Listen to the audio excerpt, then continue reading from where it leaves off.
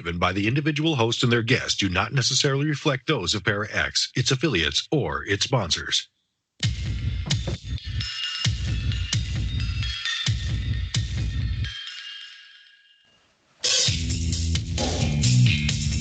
Supernatural, metaphysical, paranormal. You know, all those things you've been wondering about? Are you ready to go deeper into the realms of the unknown? Hope you got your walking shoes on, because life is an adventure, and this is the journey. Come on, let's go.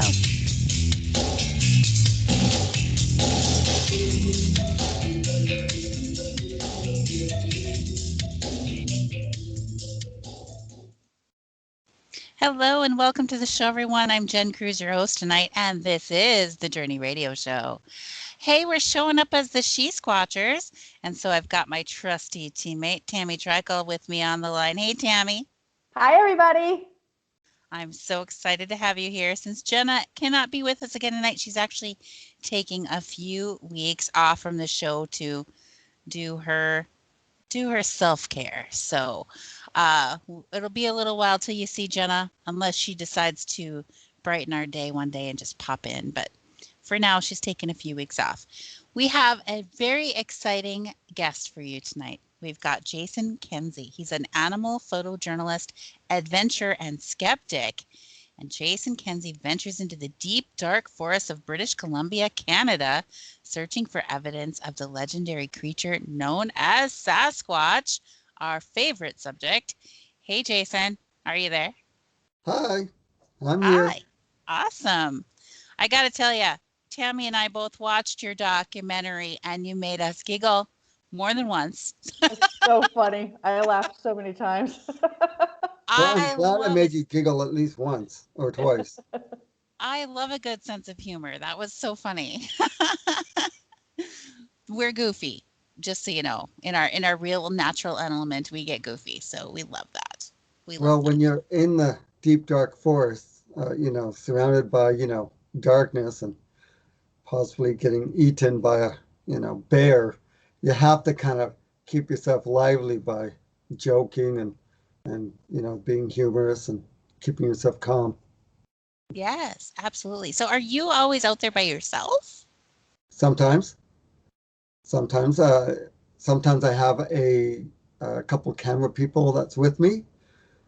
Sometimes they don't want to stay out overnight in the forest, so they'll go and, they'll go someplace warmer and much cozier, and they'll just leave me alone. Bunch of chickens. I know. Tell me about it. Other than that, it's fun, How did you get started in doing this? I know that you're a photojournalist, and I just saw a very small snippet of some of the things that you've done. Can you just give us some background of all the different things that you do with your photojournalism and filming? Well, okay, so I am an animal photojournalist.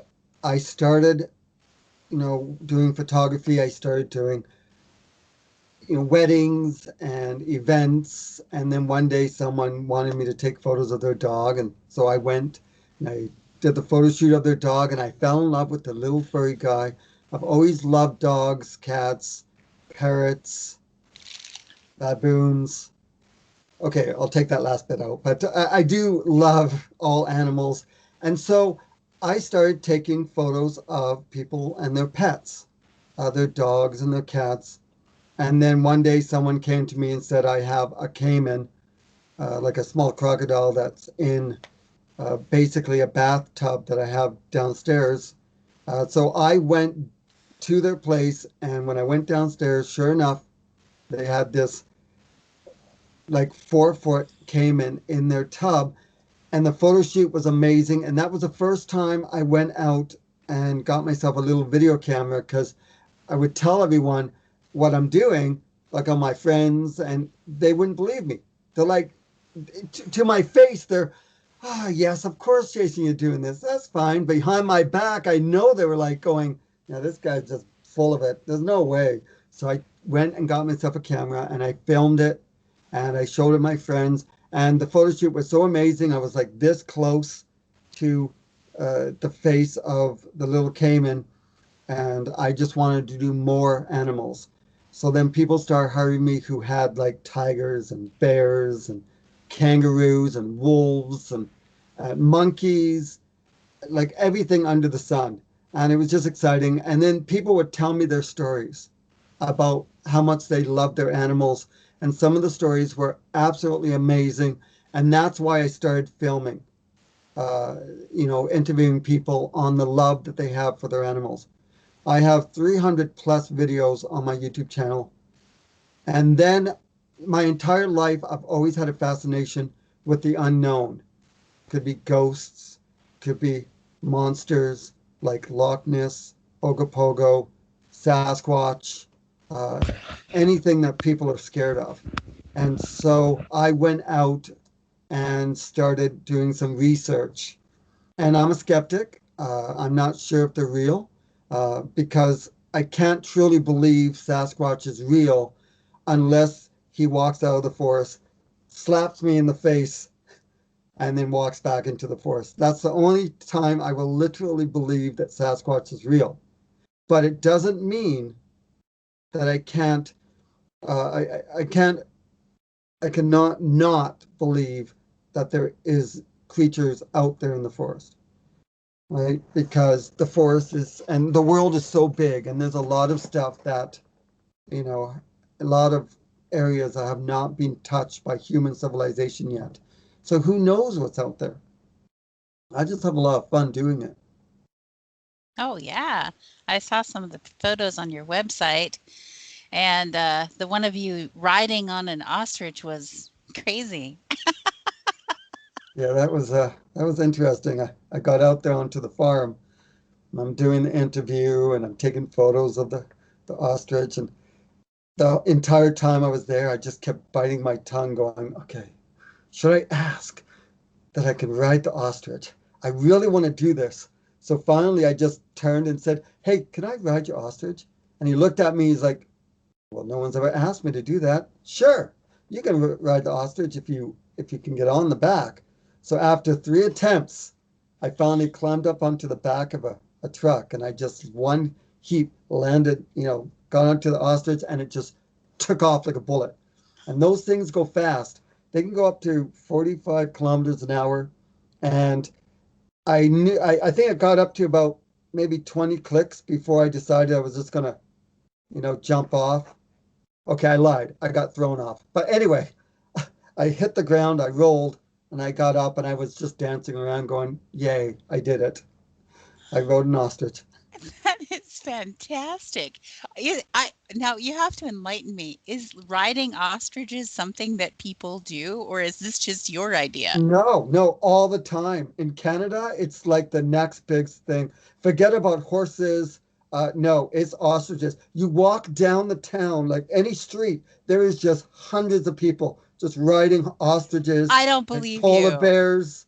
And yeah, it's crazy. And we're flying around on eagles. It's amazing. Us Canadians, we love life. I don't believe you. I cannot tell a lie, I'm telling you. No, it's not something everyone does, right? So, in some countries, they do ride ostriches in races, but not here in Canada. No, it was just something I've always wanted to do, and I got to do it. That's crazy. So had that ostrich been ridden before, or were you the first? I'm pretty sure that when I got onto the ostrich, I leaned over, whispered into its ears, hey, am I your first? And I swear the ostrich said, yes, you are, and just booked it. Yeah, no, this is an ostrich farm.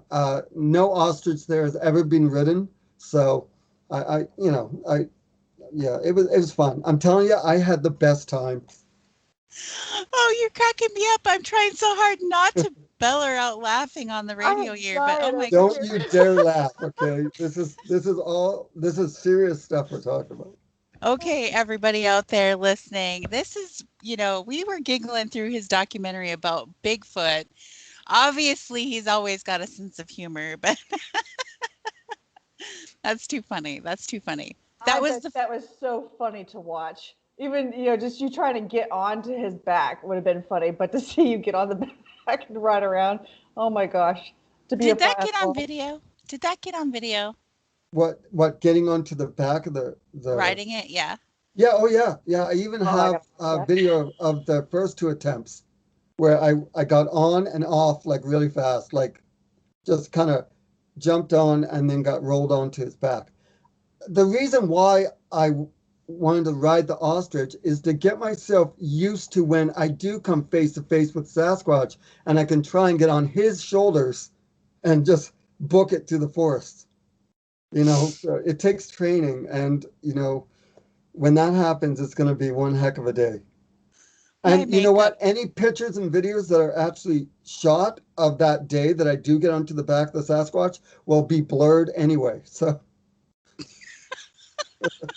You know, poor our makeup is going to be pouring down our faces because I'm laughing too hard. And Tammy, she can hardly contain herself over there.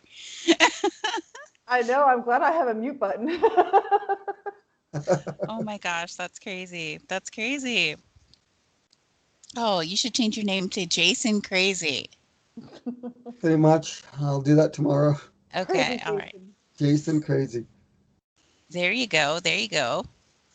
So, in your documentary about Bigfoot, what what I mean, you must have heard something about Bigfoot that made you think I'm going to go look for this, right? What inspired you to do that? Well, you know, over the years, you know, you're at parties, you're camping around with friends, and you always have that one person that has told you that they saw Sasquatch or they saw something, you know, big and hairy and it walks across the road. And, you know, you always brush it off. And I thought to myself, you know, I spent a lot of time in the forest and I haven't really had too much of an experience. I mean, I have heard the hoops, I've heard the wood knocks, I've seen the trees, which are turned upside down. I've seen that. But in my mind, I'm thinking to myself, maybe humans did this, right? Because, like I said earlier, if you look on the side of my face, there's no slap mark from a Sasquatch. So I still can't 100% rule out it being humans that, you know, are hooping back or doing the wood knock back. But I tell you, when you're deep in the forest and there's no one around you and it's pitch black, your imagination definitely takes control of it. And, you know, the smallest little critter can sound like a giant grizzly bear, you know, moving through the forest, right? That's true. Even a squirrel running through the leaves can sound like something. You have to be logical in your thinking process that not everything is a Bigfoot. Yeah, exactly. Hmm. So, when you were camping, and I mean, how far out in the wilderness were you? Not your backyard, right? No, no, definitely not. Like when I went out to Cathedral Lakes, we were in the literally was in the middle of absolutely nowhere, where there was like no civilization for at least, I would say, 15, 20, 30 kilometers in every direction. Right. So when you hear the hoops and the hollers, you know, and you know you're the only ones out there, it just really makes you think about what else could be out there. You know, and when I heard about the footprints that were in this lake that was up there, I had to go up and check it out and see. And, you know, I talked about the migration of the Sasquatch because they truly believe that these creatures actually move. You know, when it gets too cold, they move to a warmer climate. When it gets too hot, they move back up, just like what the deer and the food source does. So when I went to the lake and looked down, you could see that there's something in the water and hundreds of footprints. And they're still up there. They're still there. You can go up there right now and you can see these footprints. And they're big. They're 6, 8, some of them. I didn't get out there to measure because the water is so bloody cold that I didn't, there's no way I'm just going to step into the water. If I do ever go back up there, I will take, like some kind of a wetsuit or something so I can go into the water and get closer to the footprints. How long But, have those footprints been there? well, I know by what the eyewitnesses have told me at least 5 years, right? And they're so embedded in the mud that they're not going anywhere, which is kind of hard for me to fathom, to believe it or not. But you never know if these creatures are real. I possibly has filmed and found a migration path of these Sasquatches. I'm sure that if something else walked through there, that it would mess it up. It's just that they haven't been disturbed while they're in the water, so they still sit there. Yeah, exactly. Right. And, taking the drone and seeing it from above, I mean, you really get a good, you really can see all the footprints crossing right across. So I'm working on chapter 2, searching for Sasquatch. And Hey. it's crazy. It is crazy what I've caught, like on camera. And it's crazy some of the people that I've talked to. Like I talked to this law enforcement officer that saw not only Sasquatches, but a UFO also at the same time. So that was interesting. And I went to the location, kind of in the location of where it was, to go looking around. So, there was some interesting things I found up there.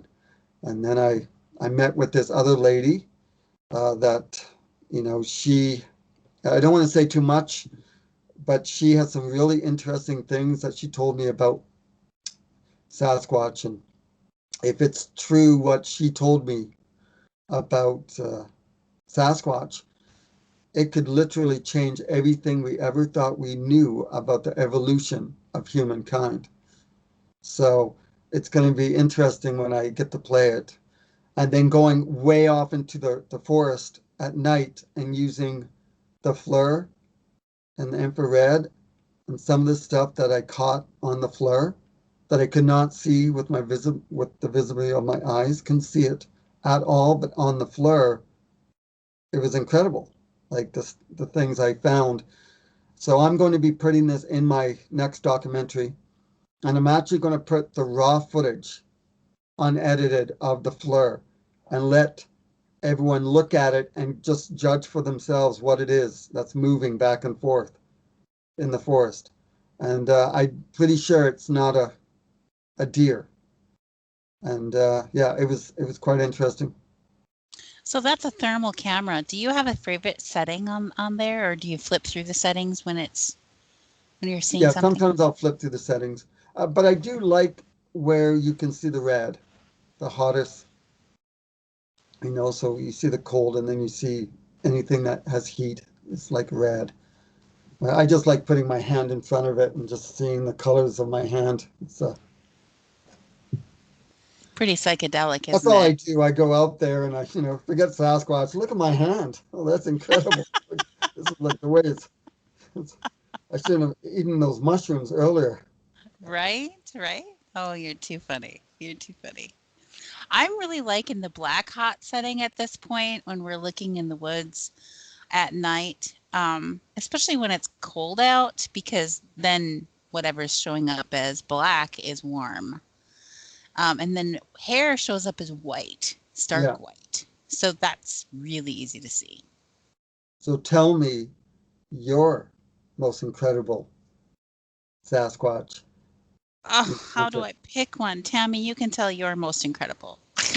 You can only say it in 3 words. Oh, no, go ahead. Tennessee Mountain Expedition. There you go. There's my 3 words. And did you physically see the creature Okay. in front of you? We remote viewed before we went up there, and when we got up to the location, we remote viewed it again. And Jen was looking at it, and she said, "Hey, there's a Bigfoot 30 feet over there." And so I hopped out of the car with the FLIR and I looked through it, and son of a gun, if there wasn't one sitting right there.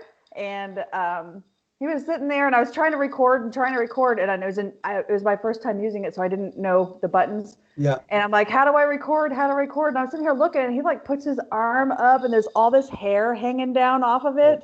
Yeah. And I was like, oh my gosh. So finally we got it to start recording. And of course he didn't lift his arm up again, but, but we got like 13 minutes of footage of him sitting there. You know, I was like 30 feet away from him. I could not see him without the FLIR. It was so dark up there. So at any time, did you think that you would want to walk up to him? It never entered into any of our minds to get any closer. It was like he let us record him, and he knew that we were recording him, but we stayed where we were and he stayed where he was. Never did it enter my mind. So,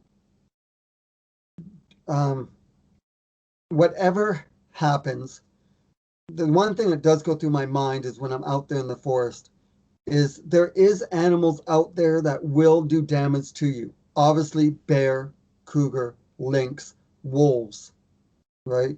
So I have to always think about that when I'm out there, especially if I see something that's big and furry.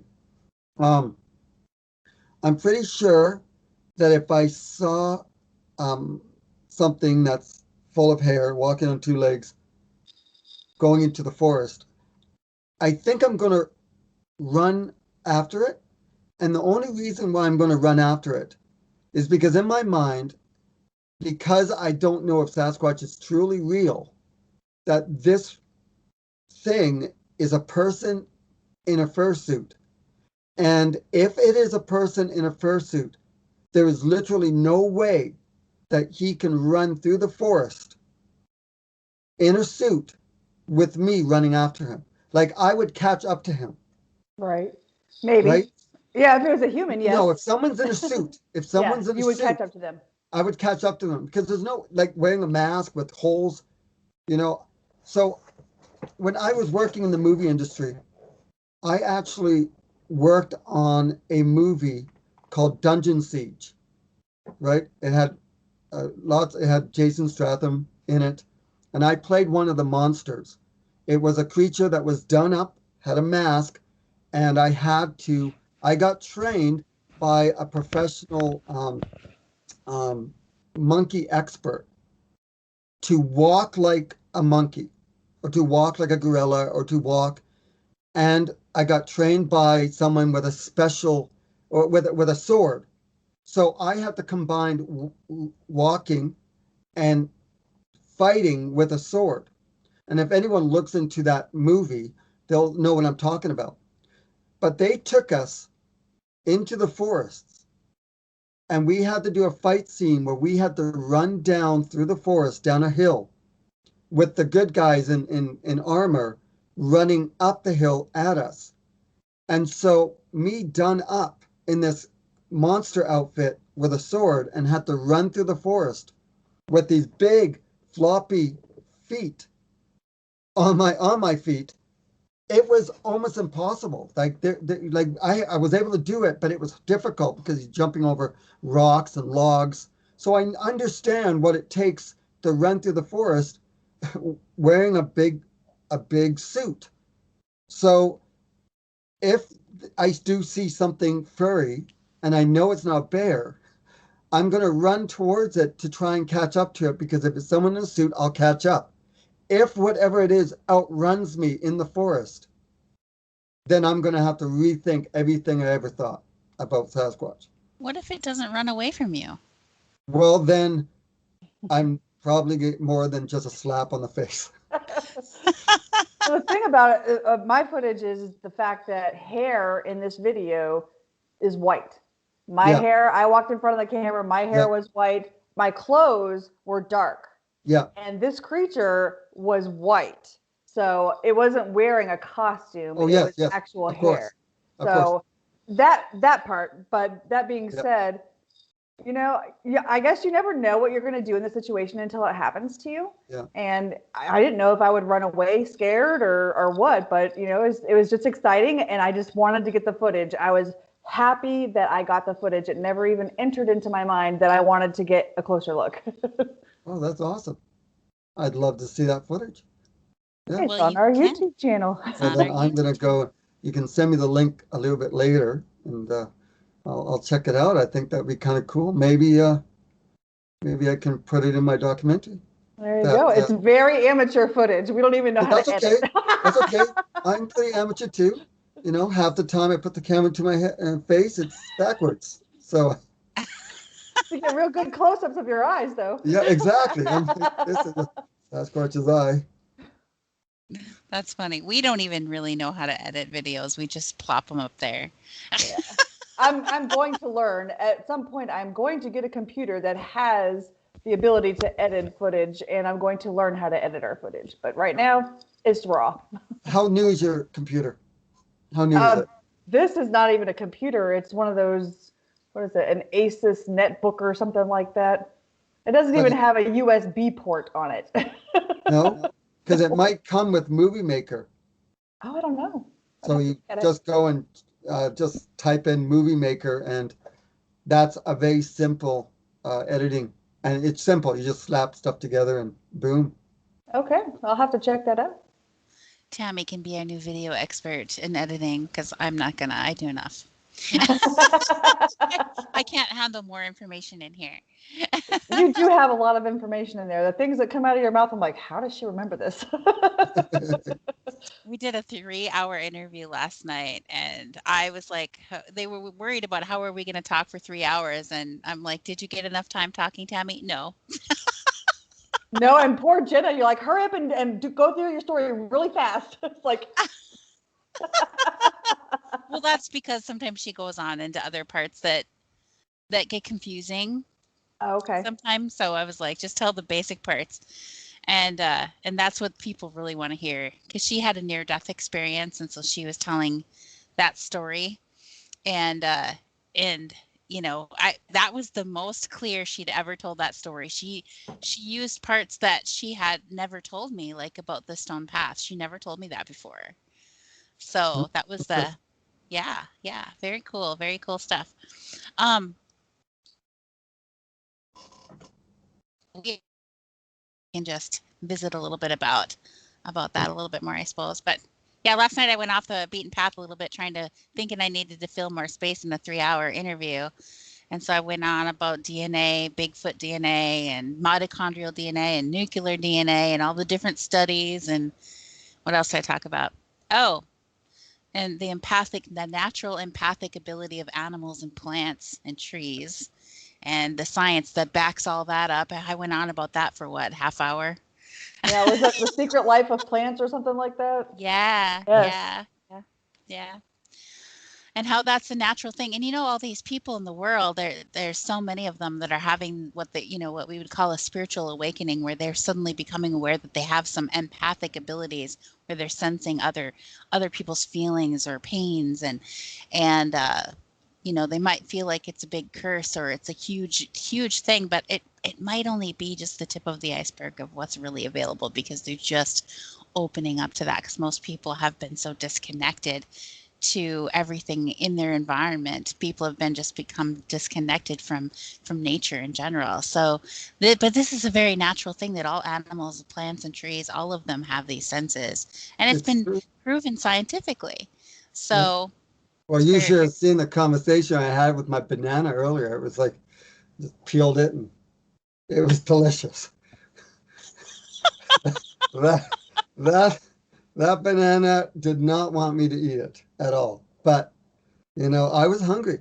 I told it. I said, look, I'm hungry. I need to just chow it down. Oh my goodness. All right. So on that note, we're going to go to our commercial break. We'll be right back in with Jason Kenzie. Stay tuned. Oh my gosh, you're cracking me up. You need to, you could always have a career as a stand-up comedian. You're so freaking funny. I've done it, except that, you know, those crickets, they like me the most. Those crickets. Okay. You know, there's a show that I also produce and I write and stuff. It's called OTL Animal News. It's called Off the Leash Animal News. So I find interesting animal news stories from around the world, and I basically mock and make fun of the situation. And there's over 60 episodes, and yeah, it's just fun. It's fun. There's some interesting people that do really stupid stuff, around animals and stuff. Like the guy that tried to, you know, he tried to kill spiders. He burnt down his house trying to kill spiders with a blowtorch. Oh my gosh. I can't make this up, I swear. It's an actual news story. Yeah.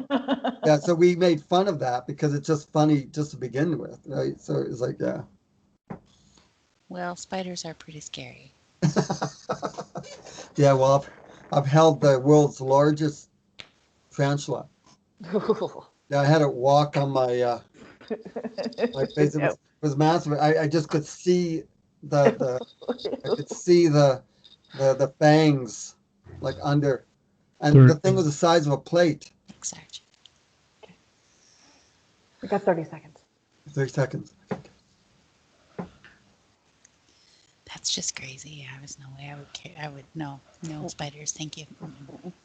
Well, it's too late. It's in the mail.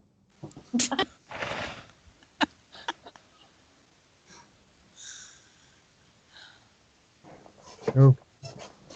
Welcome back to the show, everyone. This is the Journey Radio Show. And hey, we're the She-Squatchers. Won't you check us out online at She-Squatchers.com? And hey, we're on YouTube, She-Squatchers Official. Please come over, subscribe to our channel, help us win our competition. We're still in that competition because COVID put us on hold for getting in the end of the competition. It was supposed to end last April, but here we are still racing. I think it's going to be till October. So we need to get more likes and subscribers on our channel. Please, please, please come help us win. We're at She-Squatchers Official on YouTube. And hey, check us out on Facebook, She-Squatchers Official, and on Instagram. That's where all of our latest stuff is going to be posted on what's happening with us there. And we kind of have some exciting news. We're gonna blurt it out. I'm not really sure if we're supposed to for sure tell this story yet or not, but just the other day we agreed to be featured speakers at the Smoky Mountain Bigfoot Conference in Gatlinburg, Tennessee. Whoop whoop. Whoop whoop. And I think I'm told that that's the largest Bigfoot conference in the country. So we're really excited. And I do know the other lineup, the speaker lineup. I am not allowed to say who they are because they have not publicly announced it yet. But please keep an eye out in the next few days. I think they're going to be announcing it, and it is exciting. So if you're able to come and see us in Gatlinburg, Tennessee this summer, I believe it's late July that we'll be there. So come check it out. It's going to be an awesome good time. There'll be a VIP meet and greet dinner on Friday night and an all-day conference where we're going to be doing our presentation and showing all our videos and pictures and telling our awesome stories. So it'll be a good time. Anyway, so we're going to get back to our awesome guest, Jason Kenzie, all the way from Canada, which I like to say Canada. Why not? Everyone else does. Well, that's what my daughter always called it. Because she'd hear me say Canadians, so she thought it was Canada, and so it just became in our family Canada. Yeah. Okay, well that's okay. That's okay. You can do that. I make a really good Canada. Do you? Oh yeah. What is a Canada? A Canada is similar to a Canadian, except we just take off the end. Oh, okay. There you go. Well, I live in the state of Minnesota, and I was actually born 72 miles from the Canadian border. So I am pert near Canadian. Eh? Eh? Eh? Right. We have all our Canadian shoppers that are normally coming down to go shopping down here, duty free. And I think that's what they call it. Is it duty free? Duty free, yeah. Yeah. We miss our Canadian shoppers. We miss you guys. I know. Yeah. I hope they open the border soon, so all of the Canadian shoppers and you can come down here and maybe go Bigfooting with us. That would be awesome. I would love that. That would be so much fun. Yeah, that would be awesome. I think you might make us laugh really ugly, like ugly laughing. That's the only way to make someone laugh is to make them laugh till they're ugly. Oh, that's just terrible. We used to make car videos and we would laugh so hard that it was ugly and we're like, "Oh, that's so funny," but we can never share it because it was so ugly. So Ugh. that was where we talked about potentially someday releasing those videos as Girls Gone Squatch. Girls Gone Squatching. Oh, that's great. Yeah, It's just a yeah. bunch of like photographs with like Sasquatch in a bikini just standing behind you guys. There you go. There you go. Wouldn't that be fun? I'm giving you ideas for new videos, aren't I? It's going to be the new documentary. Hey. Rich. All right. There you go. There you go. Hey, we're full of ideas. That's for sure. That's for sure. So I want you to tell us a little bit more about this information that you said this lady had, that if it's true, it's going to change everything. Will you please tell me something? Well, it's a hard one, right? Because it's something that I don't know if, like, she has thousands of followers, thousands and thousands of followers, people that believe in what she's saying. She has #1 best-selling books on Amazon right now, and she has incredible information that was told to her that has to do about Sasquatch. And so I'm standing behind the camera and she's telling me this information, and I'm just going, wow, this is incredible. If this is real, it could change everything. But I can't say much more than that. You just have to watch the next documentary. How long am I going to have to wait? I I'm don't like working on it waiting. right now, so I'm editing it, and for the world, it's going to be maybe a couple months. For you, 1 year. Okay. Oh, come on. I thought you liked me. I'll send you the file tomorrow. Oh, yeah. Well, you don't have Well, to no, do I'm thinking about maybe 2 months is when I'm going to have it done. I mean, I just brought out the first one, so I can't bring out the second one that soon, right? But, when people see it, hopefully they like it. They like the humor and they like the stories of the people and the craziness that happened in the forest. Did I come across Sasquatch? Well, you'll just have to wait and see for chapter 2. There you go. There you go. That sounds like a good plan. I like it. I can't wait to see it. And I think it doesn't have to be a specific time period, or is that a complete videography documentary strategy? Well, no, it's just that it just gives more people time to see the first one. Like right now, it is at, I think, almost 50,000 views. And I just got picked up on some streaming networks online. Hopefully I'm hoping that I can get on Amazon Prime.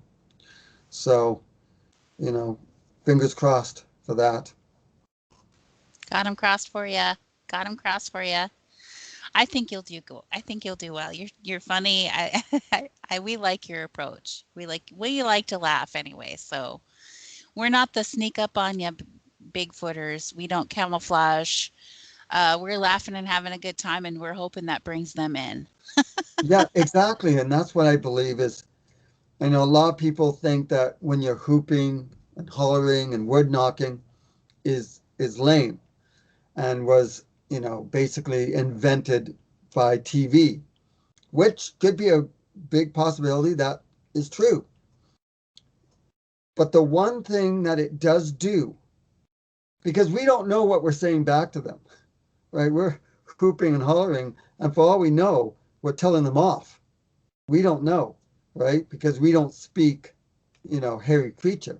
But the one thing that the whooping and the hollering and the wood knocking does is it tells them that you're here. So if they're curious, they can come, and watch you. Like, I mean, if this creature is real, this creature has to be out there watching you every time you're out there. Like, you're walking past these creatures, they're so camouflaged. But I I do think know if you're still alive, it's not trying to kill you. Like, if the creature is screaming and hollering and throwing rocks and sticks at you, but it hasn't come out to kill you, it's probably not going to kill you. You always hear these stories of people, having an experience where it's screaming at them and throwing rocks and they run for their lives. And then later on, they're telling everyone, oh my God, whew, I couldn't believe I got away. I mean, the creature was screaming and hollering and it was going to kill me. Oh my God. And I'm like thinking, well, you're in their territory. We're talking about a creature that is allegedly 900 pounds and can see in pure darkness, that it can just walk out and twist your head off if it really wanted to kill you. So if you got away, it wanted you to get away, right? So you always see these videos of people going out there, and one little bit of hint of alleged Sasquatch, they freak out. Oh, we gotta go. Well, we just heard a hoop that was 5 kilometers away. I'm pretty sure that, it's going to take a while for it to come over and kill you, right? But you hear that. They get a hoop or a holler, and then they freak out and go, oh my gosh, let's get out of here before it wants to kill us. I'm like, you go all that way. You spend all that money, all that time and effort to go all the way out there just to get a twig break in the forest, and you see a squirrel and run for your life. Those squirrels, you watch out for those guys. Those they'll chew things. you out for sure. But yeah, you see my point. It's, if you see something or you hear something, stay. You want to get experience. I mean, you want to capture something on video. Right. The You whole can't point is to capture keep it. evidence. Yeah, if you run, if you just leave after 5 minutes. I might be talking smoke out of my mouth when that day comes, when it does walk out in front of me, and I'm just going to look at him and go, okay, I just put myself, and then I'll be a believer, right? How close are you to being a believer? Well, I do believe that we can't be alone. Did you know in 2021, they just found a new species of monkey, right? So Right. this is 2021 and they just found a new species of monkey. I mean, that's crazy. So maybe there is something out there that is much larger. If anything, it might be people, like really hairy people, right? They don't have access to shavers. So it just grows all over the body. For all we know, they could be just a new, like a new breed or a new society of just large people that are so adapt to the wilderness and camouflage that they can avoid people, right? I mean, the one thing that I've heard is maybe they can cloak themselves, right? Do you think maybe that could be a possibility? There's a lot of talk about that. Um, I tend to think that it could be that they are just naturally blending into the environment very well, and they make uh, some of the structures that we found in the woods that they've made are specifically hidden. Like Yeah. they poke trees into the ground to hide them, and so you could be 25 feet away from one of these structures and not even see it. And actually, we found one, and Jenna stepped behind it when my back was turned, and I turned around and she was gone, and I was freaked out. I was Yeah. like, "Where are you? I can't find you. Where did you go?" I was like, "She's gone." And she's like, "I'm right here." And she could see me through it, but I couldn't see her. And she's not all she wasn't wearing camouflage. She wasn't blending in with the environment. Right. So if she could hide behind that, a Sasquatch surely could. But I also think that that they just blend in very, very well. And I Well, don't know my what else. argument about the cloaking is if these creatures can cloak themselves to be invisible, why do people see them? If they are shy and do not want people to see them, as a lot of people say, then why would they ever uncloak themselves? Right? If they can cloak themselves, why would they ever uncloak? Right? Why would, people see them, right? So, that's my argument. If they can cloak themselves, why would they ever want to be uncloaked? So in chapter 2, I do a lot of filming deep in the forest in the snow, searching for footprints in the snow. And because in the wintertime, there's not very many leaves on the trees, so you can see further, right? You come the summertime, like you said, you'll have so much leaves and trees and everything's all full. You just kind of walk behind it, you get lost, just like that. You won't be able to see the next person can't see within 10 feet. I mean, the Canada wilderness here is so dense, right? With forest. I can imagine where you live, it's the same, right? That it's very dense and in the summer. There's a lot of undergrowth in Minnesota in the woods, yeah. Yeah.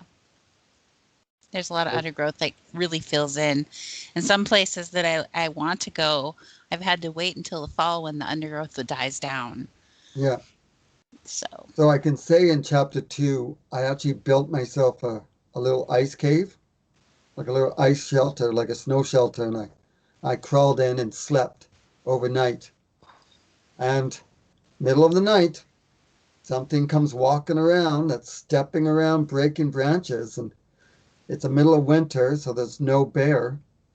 And, anything that's light will not, break branches. You could hear it cracking, and obviously I don't get scared at all because, I'm a manly man. No, just lying. I was freaking scared crapless. I was like freaking out. I'm like, oh my God.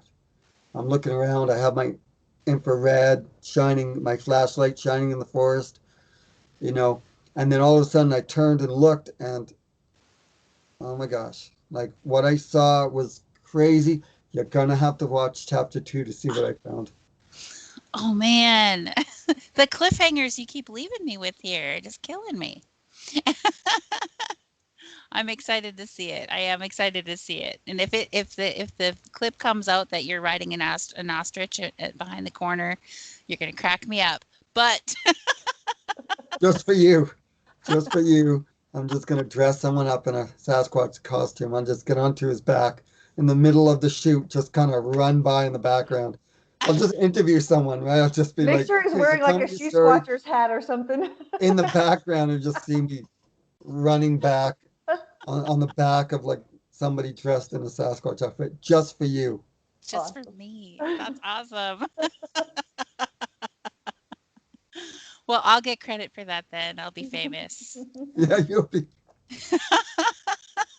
I'll take all the laughing stock. Oh, that's funny. That's funny. So, okay. So are you done filming that? You're just editing now? I'm not done. Nope, not done filming. I have a lot to do still. Okay. I have couple other people to interview, and I'm going back into the forest next week, into the snow, and yeah, it's gonna be fun. It's gonna be. How deep is the snow? I live in an area that is one of the biggest alleged Sasquatch hotspots in the world. Right, we got the Harrison Hot Springs, and we have all up in that area, right? Because some of the Sasquatch hunters that I've talked to believe that all the way from Alaska all the way down to California is the Sasquatch migration. right? All the way down the Rockies and down the Cascades, all the way down to California and then back up. Hence why in chapter 1, I found all those footprints. If you look on the map, it lines up right to where it goes from Alaska all the way down to California. So. Do you think they all migrate then, or No. if they, no, some No, of I them don't stay believe behind? that if these creatures do exist, they all migrate. Because if they, allegedly half human, some of them adapt to the weather, right? Stay around.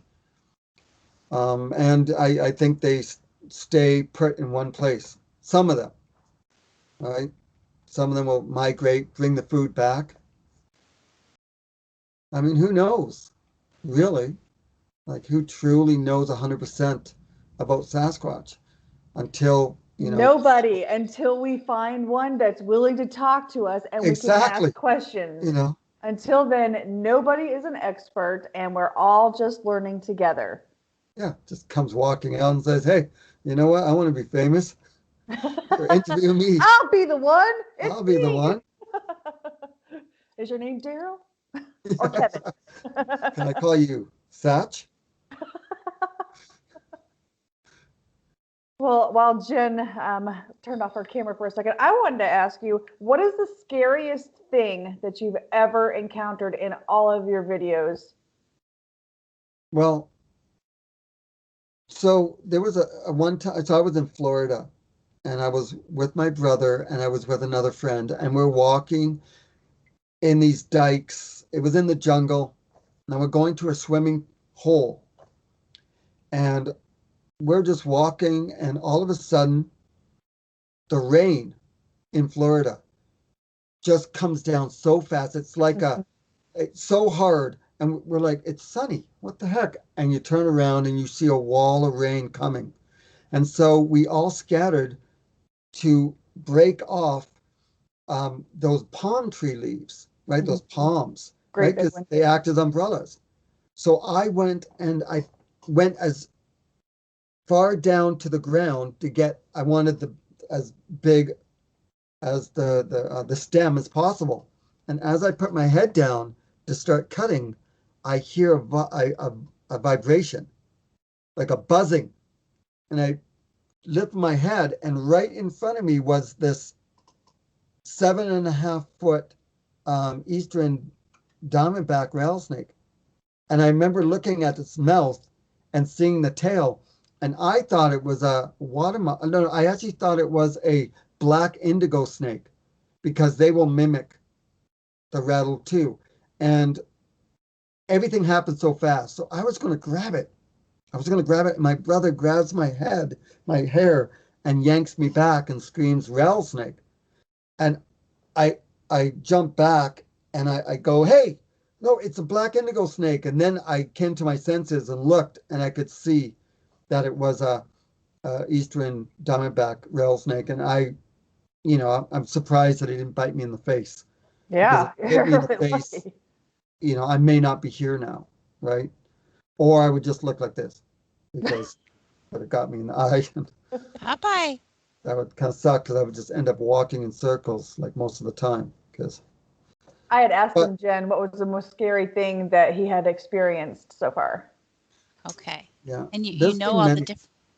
You know all the different kinds of snakes. Do you carry anti-venom with you? No, I don't. But just want to suck out the venom. Actually, I'm just kidding. That's a complete myth. You never do that. You'll end up dying yourself, maybe. You try and suck out the venom from a rattlesnake. Really? Yeah. Because then you're ingesting the venom. Well, no.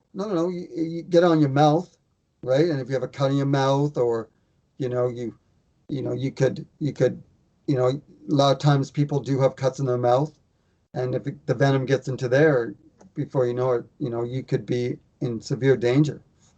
And it doesn't matter too, because the venom has already gone into the body. So you can suck as hard as you can, and there's still going to be venom.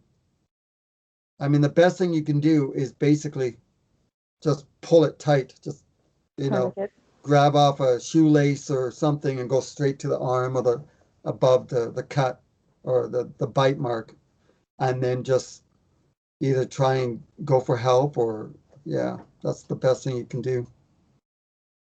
And now Good you to know. know. We don't have rattlesnakes here in Minnesota. So We do. lucky Tammy in Virginia. She gets all kinds of snakes out there. No.